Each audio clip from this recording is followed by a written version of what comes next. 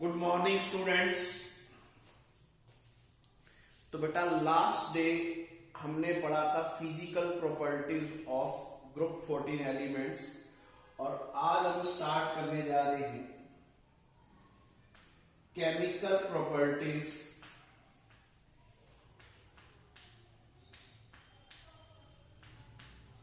Of group 14 elements.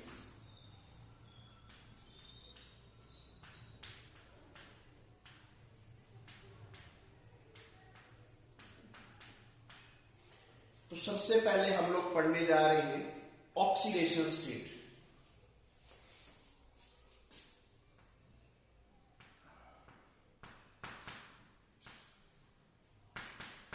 Oxidation state तो आपको पता है ग्रुप 14 की जो general valence and electronic configuration थी वो क्या थी, NH2 Np2। वैलेंस इलेक्ट्रॉन कितने हैं, 4। तो ये दो तरह की ऑक्सीडेशन स्टेट शो करते हैं ग्रुप 14 के एलिमेंट्स। एक क्या होती है +4 और दूसरी क्या है +2। ठीक है जी। जो +4 ऑक्सीडेशन स्टेट है, stability of +4 oxidation state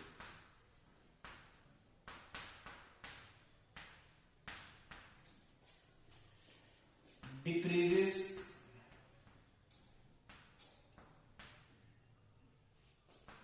on moving down the group।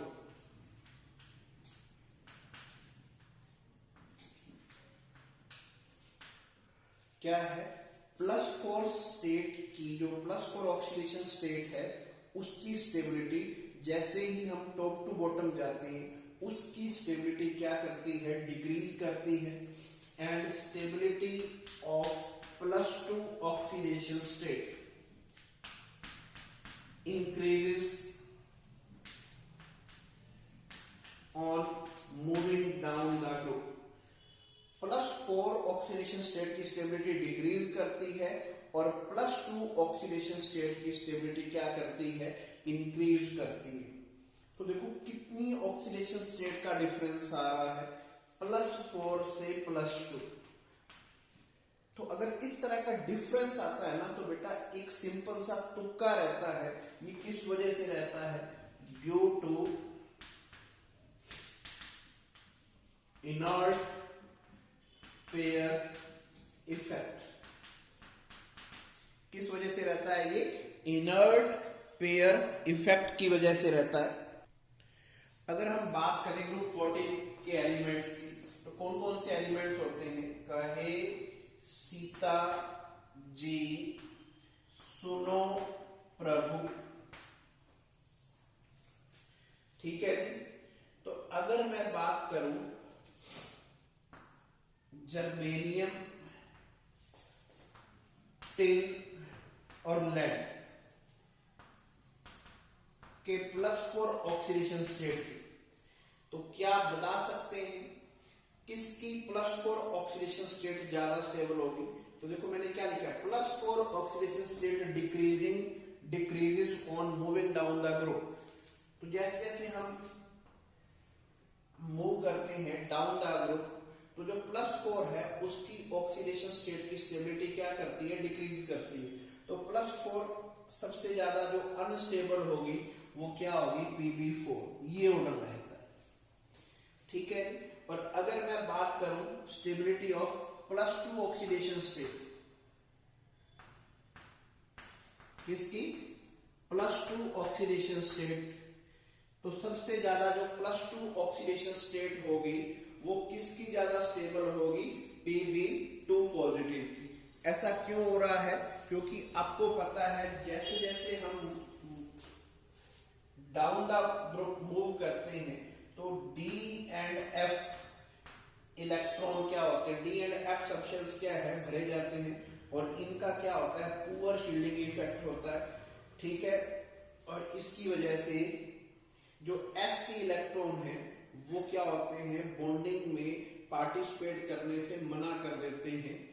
तो देखो वैसे तो 4 इलेक्ट्रॉन थे इलेक्ट्रॉन्स भर जाते हैं और s इलेक्ट्रॉन इंट्रोड्यूस होता है, तो ये s के इलेक्ट्रॉन बॉन्डिंग में पार्टिसिपेट करने क्या कर देते हैं, बंद कर देते हैं। तो ओनली एंड ओनली क्या करता है, +2 ऑक्सीडेशन स्टेट ही क्या करता है, शो करता है। तो ये था हमारे पास ऑक्सीडेशन स्टेट के बारे में एक सिंपल सा क्वेश्चन, एक सिंपल सा ट्रिक अपने माइंड में ध्यान रख लीजिए। अगर एक एलिमेंट है जिसकी हायर ऑक्सीडेशन स्टेट स्टेबल है, तो उसमें से 2 कम कर दी, जैसे प्लस ग्रुप 13 के एलिमेंट्स जनरली +3 ऑक्सीडेशन स्टेट में स्टेबल होते हैं, तो अपर एलिमेंट्स, तो लोअर एलिमेंट्स की कौन सी ऑक्सीडेशन स्टेट ज्यादा स्टेबल होगी, 2 का डिफरेंस याद रख लेना, +1। जैसे ग्रुप 14 के +4 और +2 कितने का डिफरेंस आ रहा है, 2 का। तो यहाँ पर जो रीजन रहता है वो क्या रहता है, इनर्ट पेयर इफेक्ट की वजह से ऐसा होता है। ठीक है जी, तो इसको ध्यान से पढ़ लेना, ठीक है, ऑक्सीडेशन स्टेट को। और अब हम स्टार्ट कर रहे हैं क्या, केमिकल प्रॉपर्टीज। तो फर्स्ट केमिकल प्रॉपर्टीज है जो हमारे पास ग्रुप 14 की, वो है reactivity toward oxygen. Reactivity toward oxygen.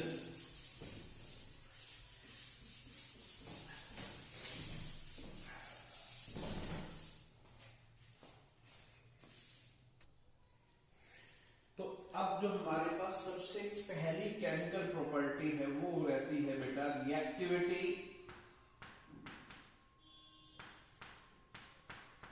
Towards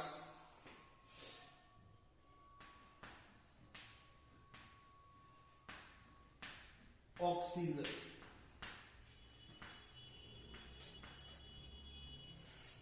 तो सबसे पहले आपको मैं रिमाइंड करा देता हूं, ग्रुप 14 के जो एलिमेंट्स हैं, ग्रुप 14 एलिमेंट्स कितनी तरह के ऑक्सीडेशन स्टेट शो करते हैं, 2 तरह की, एक +2, एक +2 और दूसरी +4, है ना। तो इसी वजह से ये 2 तरह के ऑक्साइड बनाते हैं। एक तो रहता है हमारे पास EO और एक बनाते हैं किस टाइप के, EO2 टाइप के। E क्या है हमारे पास, E का मतलब है ग्रुप 14 के एलिमेंट्स। E का मीनिंग क्या है, ग्रुप 14 एलिमेंट्स। M लिखता तो इसका मतलब मेटल होता, तो ग्रुप 14 में तो आपको पता है मेटल भी है, नॉन मेटल भी है और मेटालॉइड्स भी हैं। तो उसको जनरल रिप्रेजेंटेशन देने के लिए मैंने E से डिनोट कर दी। जैसे अगर मैं बात करूं, कार्बन 2 तरह के ऑक्साइड बनाता है, कार्बन मोनोऑक्साइड भी और कार्बन डाइऑक्साइड भी। ठीक है, सिलिकॉन एक ही ऑक्साइड बनाता है, वो बनाता है SiO2। जो SiO होता है ये क्या होता है, हाईली अनस्टेबल होता है। क्या होता है, हाईली अनस्टेबल होता है, इसलिए एग्जिस्ट नहीं करता। टिन SnO और SnO2 2 टाइप के ऑक्साइड बनाता है। जर्मेनियम Ge और GeO2 2 तरह के ऑक्साइड बनाता है। लेड भी 2 तरह के ऑक्साइड बनाता है, PbO एंड PbO2।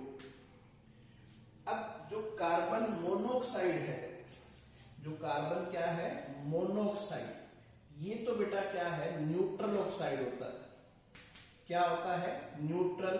और जो CO2 होती है वो क्या होती है, एसिडिक होती है।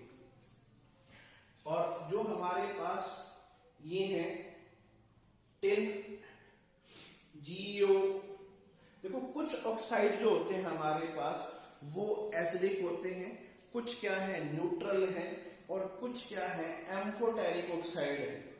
तो इनको लर्न करना हमारे लिए, देखो पेपर में कई बार पूछ लेता है, तो देखो एक ही ऑक्साइड दे रखा है जो क्या है, न्यूट्रल है।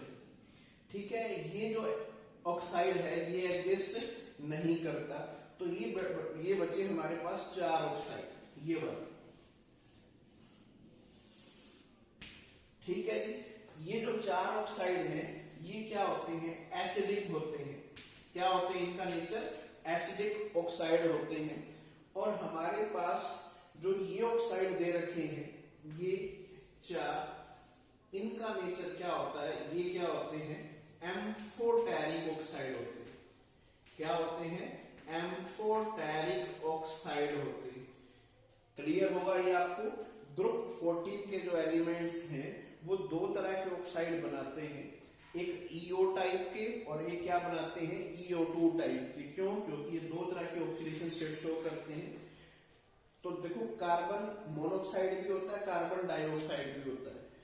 सिलिकॉन का जो मोनोऑक्साइड होता है वो हाईली अनस्टेबल होता है, ठीक है। और जो सिलिकॉन SiO2, ठीक है, ये क्या होता है, एसिडिक होता है। Same like that. तो इनको लर्न करना मैंने आपको बता दिया है। अब आपसे कोई भी ऑक्साइड के बारे में पूछ लेता है तो ये जो चार ऑक्साइड्स जो मैंने पिंक कलर की लाइन में शो किए, इनका नेचर तो एसिडिक होता है, और जबकि ये चार ऑक्साइड है ये क्या होते हैं, एम्फोटेरिक होते हैं। हमारे पास तीन तरह की न्यूट्रल ऑक्साइड है, आपको बता दूं मैं। एक तो कार्बन मोनोऑक्साइड, क्या है, कार्बन मोनोऑक्साइड। एक होता है हमारे पास NO, क्या होता है हमारे पास एक NO, ठीक है जी। और एक होता है N2। ये जो हमारे पास है ये तीनों ही क्या होते हैं, न्यूट्रल ऑक्साइड होते हैं। क्या होते हैं ये, न्यूट्रल ऑक्साइड। ये जो N2 होती है this is the laughing gas, ठीक है। ये क्या है, लाफिंग गैस होती है। तीन ऑक्साइड ये जो हमारे पास क्या होते हैं, न्यूट्रल होते हैं। तो this is the first chemical property of group 14 element, reactivity toward oxygen. अगर हम बात करें रिएक्टिविटी टुवर्ड्स वाटर की, तो अब हम बात कर रहे हैं रिएक्टिविटी टुवर्ड्स वाटर।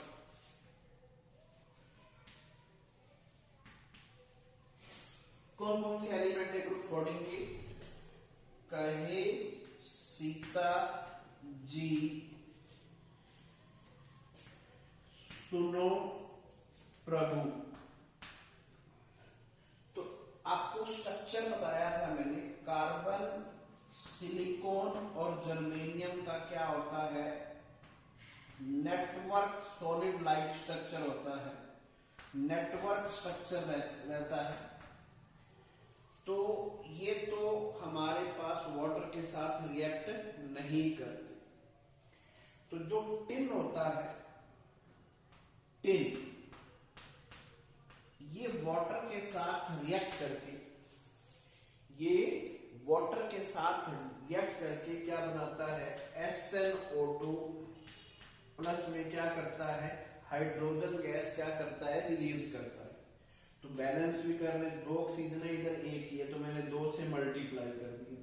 हाइड्रोजन हो गए चार, इधर दो थे, मैंने दो से क्या कर दिया, मल्टीप्लाई कर दिया, ठीक है। लेड है, लेड भी वाटर के साथ रिएक्ट नहीं करता, क्योंकि लेड के ऊपर क्या होती है, lead react with oxygen to form lead oxide. Lead के ऊपर प्रोटेक्टिव लेयर होती है किसकी, लेड ऑक्साइड की। इसी वजह से वो भी वाटर के साथ रिएक्शन शो नहीं करता। ये सेम प्रॉपर्टी हमने एल्यूमिनियम के केस में पढ़ा था। एल्यूमिनियम के ऊपर क्या होती है, एल्यूमिनियम ऑक्साइड की लेयर होती है, इसलिए एल्यूमिनियम ऑक्साइड वाटर के साथ रिएक्ट नहीं करता। तो लेड के ऊपर भी क्या होती है, लेड ऑक्साइड की लेयर होती है, जिसकी वजह से वो वाटर के साथ रिएक्शन शो नहीं करता, ठीक है जी। तो ये थी हमारे पास second chemical property, reactivity toward water. और अब हम बात करते हैं रिएक्टिविटी टुवर्ड्स हैलोजेंस। किसकी बात कर रहे हैं, रिएक्टिविटी टुवर्ड हैलोजेंस।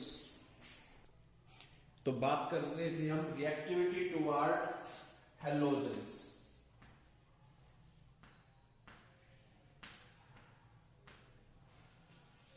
दो तरह के हैलाइड्स बनाता है, एक तो EX2 टाइप के और एक EX4 टाइप। अगर कार्बन की बात करें तो कार्बन बनाता है CH4, CCl4 बनाता है। सिलिकॉन क्या बनाएगा, SiCl4। टिन की बात करें तो टिन क्या बनाएगा, SnCl2, SnCl4, ठीक है। तो इस तरह के, अगर मैं जर्मेनियम बात करें, ठीक है, तो हमारे पास इस टाइप के क्या बनते हैं, हैलाइड्स बनते हैं। हैलाइड्स का मतलब होता है binary compound of halogens. Clear है क्या होता है बाइनरी कंपाउंड ऑफ हैलोजेंस। जितने भी हमारे पास ये जो हैलाइड्स हैं उनमें ये क्या होते हैं, mostly they are covalent in nature, covalent in nature, but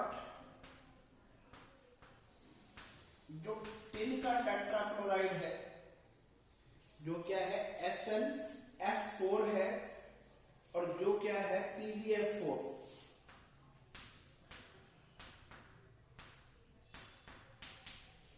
ये क्या होते हैं,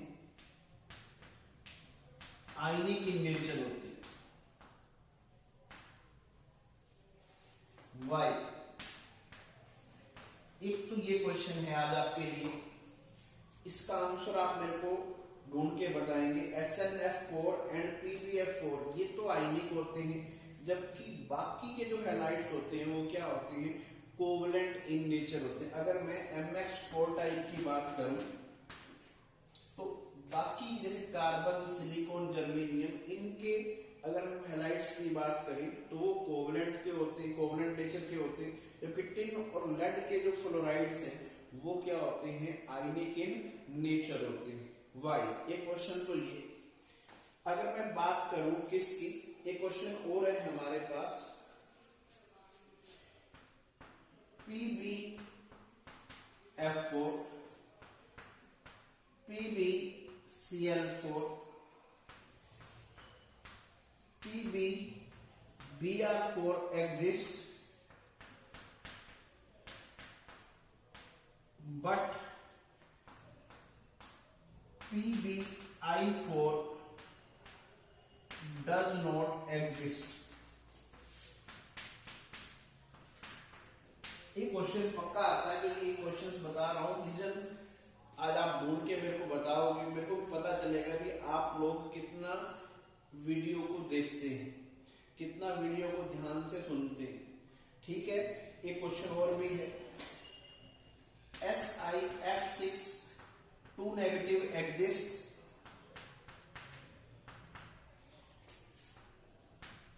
but CF6 2 negative does not exist। एक क्वेश्चन और, SiF6 2 negative exist but SiCl6 2 negative does not exist. ये कुछ क्वेश्चन है जो आज आपके लिए क्या है, होमवर्क है। इसको बेटा आप घर से अच्छे तरीके से क्या करके आओगे, सोल्व करके मेरे को व्हाट्सएप करोगे। ठीक है जी, तो ये कुछ क्वेश्चंस हैं, आपने ध्यान से इनको पढ़ना है और ये बहुत ही इंपॉर्टेंट क्वेश्चंस हैं। तो अब मैं बात कर रहा हूं अनोमलस बिहेवियर। किसकी बात कर रहे हैं, अनोमलस बिहेवियर ऑफ कार्बन।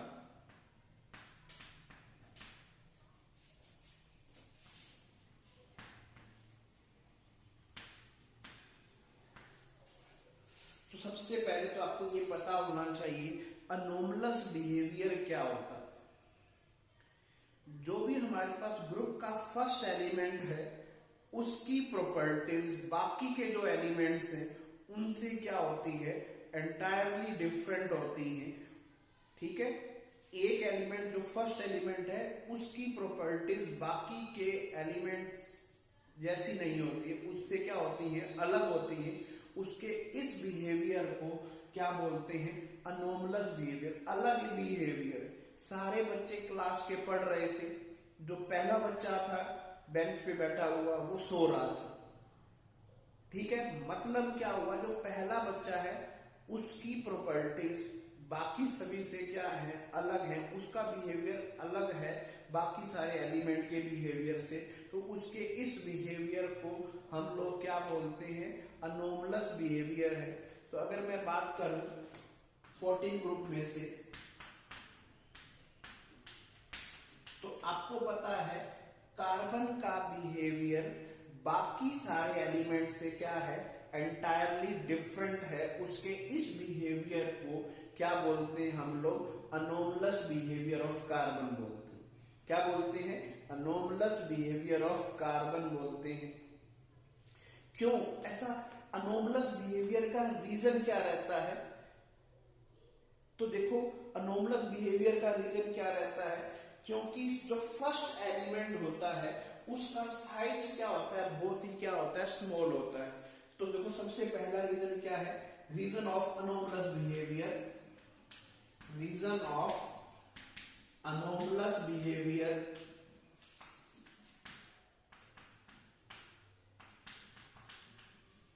देखो फर्स्ट रीजन क्या रहता है, कार्बन हैव वेरी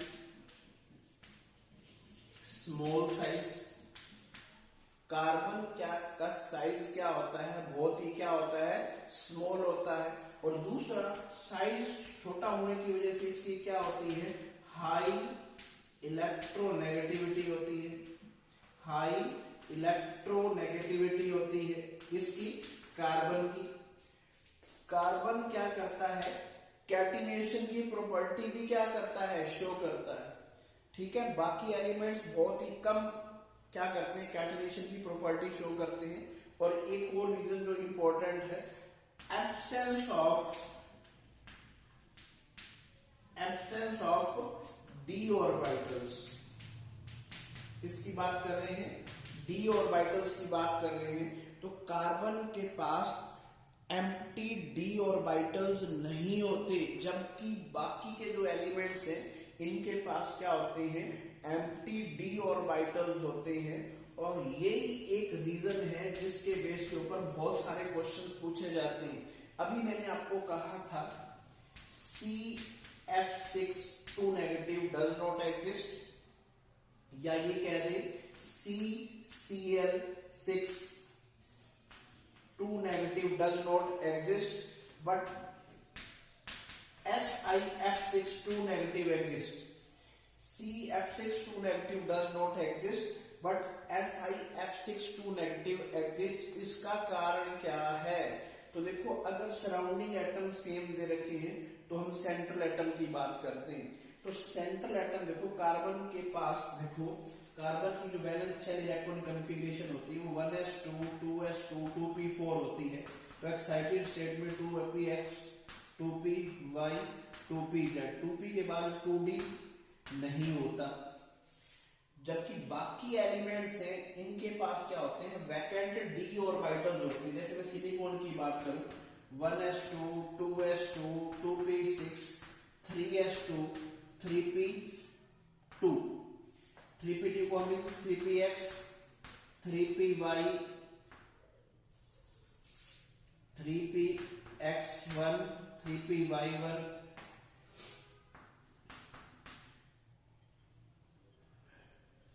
सॉरी यहां पर 2px1 2py1 एक इलेक्ट्रॉन यहां से जंप करके 2pz में चला गया। तो 3s का एक इलेक्ट्रॉन जंप करके कहां पे चला गया, 3pz के अंदर। और आगे यहां पर क्या होते हैं, 3d ऑर्बिटल्स होते हैं। तो देखो सिलिकॉन के पास क्या होते हैं, एम्प्टी डी ऑर्बिटल्स होते हैं, जिसकी वजह से ये उनके अंदर इलेक्ट्रॉन पेयर एक्सेप्ट कर सकता है, अपनी ऑक्सीडेशन स्टेट को एक्सटेंड कर सकता है +6 तक। जबकि कार्बन के पास वैकेंट डी ऑर्बिटल्स नहीं होते। ठीक है नहीं, वैकेंट डी ऑर्बिटल्स भी नहीं होते, इसलिए वो अपनी ऑक्सीडेशन स्टेट को +6 तक एक्सटेंड नहीं कर पाता। दूसरा रीजन क्या होता है, फ्लोरीन है, ये क्या होता है, बहुत ही अच्छा ऑक्सीडाइजिंग एजेंट होता है। ये सिलिकॉन को वैकेंट डी ऑर्बिटल होने की वजह से +6 तक क्या कर देता है, ऑक्सीडाइज कर देता है। इसलिए SiF6 2 नेगेटिव तो एग्जिस्ट करता है, जबकि CF6 2 नेगेटिव एग्जिस्ट नहीं करता। एक क्वेश्चन और जो मैंने बताया था, CCl4 does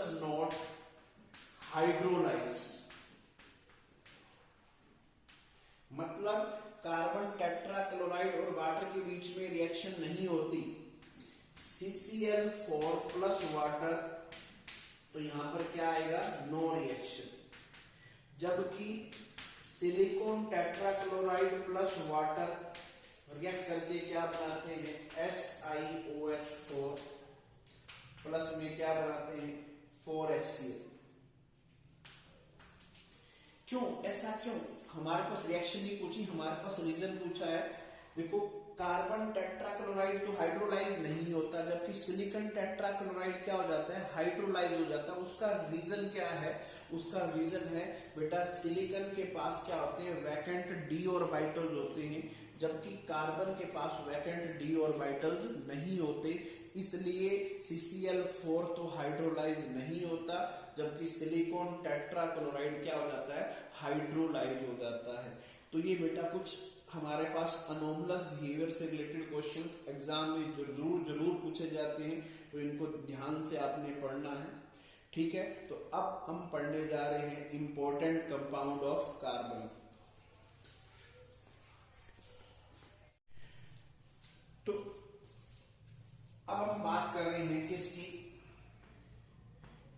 एलोट्रॉप्स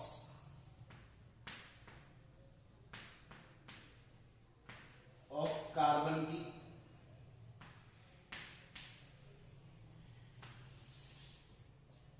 तो सबसे पहले आपको मीनिंग क्लियर होना चाहिए, एलोट्रॉप्स का मीनिंग क्या होता है। एलोट्रॉप्स का मीनिंग होता है different physical appearance of an element in which it exist. एक एलिमेंट की डिफरेंट फिजिकल अपीयरेंस जिनमें वो क्या करता है, एग्जिस्ट करता है, उसको हम लोग क्या बोलते हैं, एलोट्रॉप्स बोलते हैं। तो 3 एलोट्रॉप्स आपने पढ़े हुए हैं कार्बन के। एक होता है डायमंड, एक क्या होता है ग्रेफाइट, और एक क्या होता है बकमिंस्टर फुलरिंग। बकमिंस्टर फुलरिंग, ठीक है। 3 एलोट्रॉप्स होते हैं हमारे पास कार्बन के, एक डायमंड, एक ग्रेफाइट, और एक क्या होता है बकमिंस्टर फुलरिंग। इसमें क्या होता है, 3 डायमेंशनल नेटवर्क स्ट्रक्चर रहता है। ग्रेफाइट का क्या होता है, शीट लाइक स्ट्रक्चर होता है।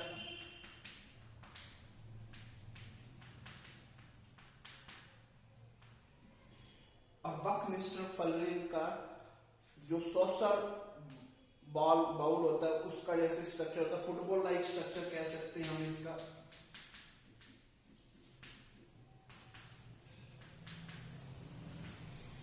बकमिंस्टर, देखो इनके बारे में पढ़ा हुआ, मैं ज्यादा आपसे डिस्कस नहीं करने वाला।